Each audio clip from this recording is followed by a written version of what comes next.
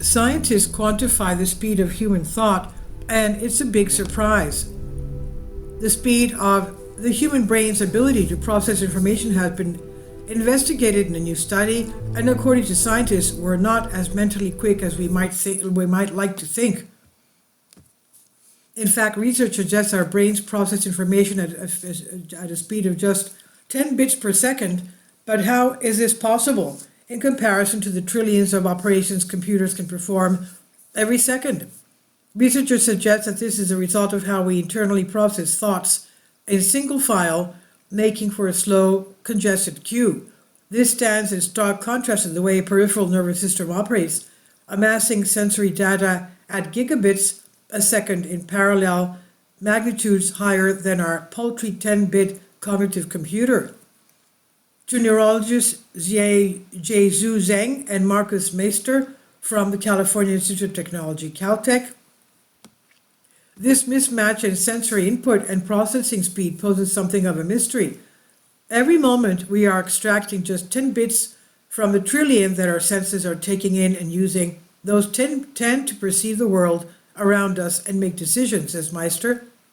This raises a paradox. What is the brain doing to filter all of this information? In their recent published paper, Zhang and Meister raise a clear defensive of the suggestion that in spite of the richness of the scenery in our mind's eye, the existence of photographic memory and the potential of unconscious processing, our brains really do operate at a mind-numbing slow pace that rarely peaks above tens of bits a second. According to the researchers, solving a Rubik's Cube blindfolded requires processing of just under 12 bits a second. Playing the strategy computer game StarCraft at a professional level, around 10 bits a second. Reading this article, that might stretch you to 50 bits a second, at least temporarily.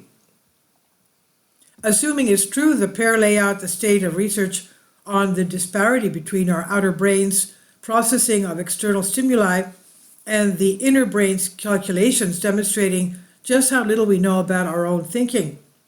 The current understanding is not commensurate with the enormous processing resources available, and we have seen no viable proposal for what would create a neural bottleneck that forces single-strand operation, the authors write. The human brain is best when it comes to pure analytical power. It's 80-odd billion neurons from trillions of connections grouped in ways that allow us to feel, imagine, and plan our way through existence with other humans by our side. Fruit flies, on the other hand, have maybe 100,000 or so neurons, which is plenty enough for them to find food, flap about, and fly business with other flies. Why could not a single human brain behave like a swarm of flies, each unit processing a handful of bits each second collectively at super speed? Though there are no obvious answers, Zhang and Meister propose it may simply have to do with necessity, or rather, a lack of necessity. Our ancestors have chosen an ecological niche where the world is slow enough to make survival possible, the team writes. In fact, the 10 bits per second are needed only in worst-case situations, and most of the time our environment changes at a much more leisurely pace. Research into comparable rates of processing in other species is remarkably limited, the pair explain, though what they could locate seems to validate a view that generally our external environment only changes at a rate that requires decision-making to occur at a few bits a second.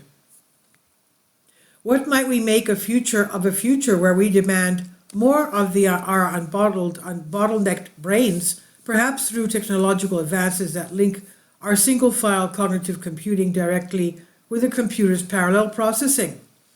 Knowing how our brains evolved could give us insights into both improving artificial intelligence and shaping it to suit our especially particular neural architecture.